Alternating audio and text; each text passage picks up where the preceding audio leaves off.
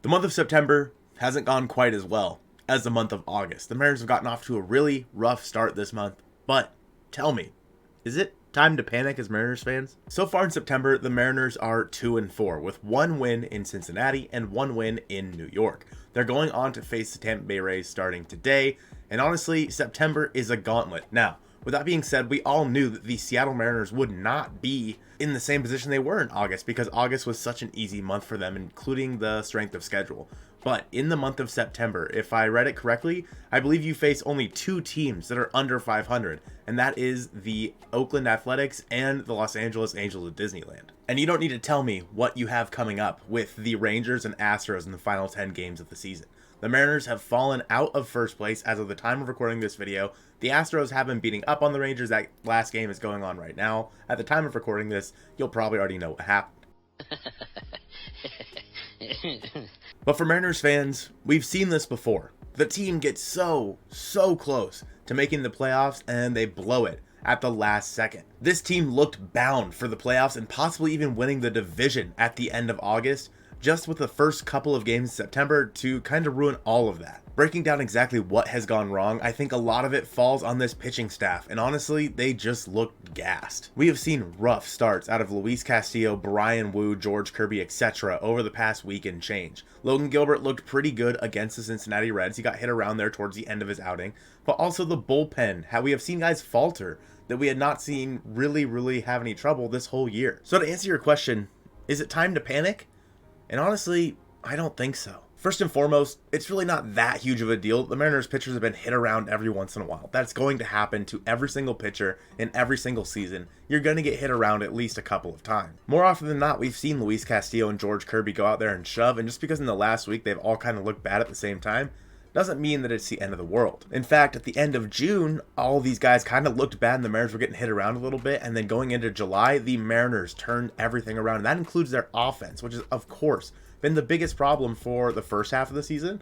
But the second half of the season, the Mariners have looked really damn good. So while I don't think it's time to panic for this whole team, it may be time to panic for certain guys. Bryan Woo, I think, is someone that we should probably start to panic a little bit about because he's definitely reaching the end of his rope. He's a guy that threw 59 innings last year at AA, and he's already doubled that this year, and there's still half of a month left to go. As for what the Mariners are going to do with Bryan Woo, I'm not sure, because the last thing you want to do is pitch him until he gets hurt, but you also really don't have any other options right now. Then we can look at somebody like Ty France, who has really slowed down this year, and I think that there is a chance, I don't think it's a good one, that he could be replaced this offseason. Of course, the day that I say this, he went like 3 for 4 or something like that against the Reds. So another guy who's slowed down has been Eugenio Suarez, and he's someone who is anchoring third base for you, but as of right now, he hasn't looked like much of anything. Don't get me wrong, that Gold Glove defense is perfect over there, but the Mariners are really missing Jared Kelenic and Tom Murphy right now. Brian O'Keefe is a non-factor behind the plate, and Cade Marlowe is running like a 50% K rate again.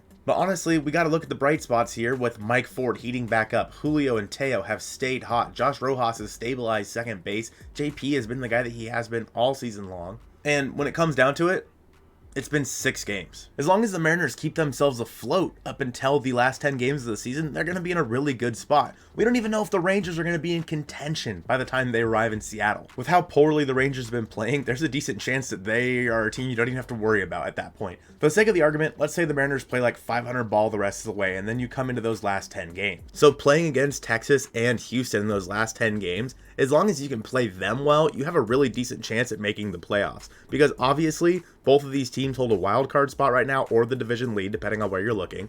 And if you can play well against them, then you're probably in the playoffs, whether that be through the division or through a wild card, you're probably in. The other good thing is that guys like Tyler Glasnow, he pitched on Wednesday, so the Mariners are going to miss him in this series against the Tampa Bay Rays. Of course, you still have the Dodgers to face coming up, but you have LA and you have Oakland as well. Those are some series that you should win. You should be able to get yourself a little bit of a buffer here in these 6 games before you face the final gauntlet of the season. I'm not saying the Mariners have played good baseball recently, but it's been fine. It's been okay. If I would have told you 4 months ago that the Mariners were going to be 1 game back of the division, you would have said, sick. I am all in for that. So no, I don't think it's time to panic. In fact, I think it's time to get really excited because the Mariners are this close, guys. This close to the playoffs, this close to winning the whole damn division, and we have an exciting month of baseball ahead of us. Why would we start to panic now? when we saw how the beginning of this season looked. Yeah, we've seen it before. We've seen the Mariners kind of just fail at the end of the season. But hey, this is a different team. We saw the Mariners last year make the playoffs. We saw the Mariners the year before that put on a great show and win 90 games. This is a whole new ball club, and this team deserves our support day in and day out. Do we need to panic? No. Now, if the Mariners go on like an 8-game losing streak, then yeah, maybe we should panic. But for right now, I think the Mariners are in a really, really good spot. And again, if I would have told you before the season started that on September 7th, the Mariners would be within 1 game of the division, you would have been ecstatic. But again, it's all going to come down to those last 10 games, in my opinion, and the Mariners set up their pitching rotation for those games. We have that video on the screen now. I want you to check that one out. Appreciate you guys watching this one, and go Mariners.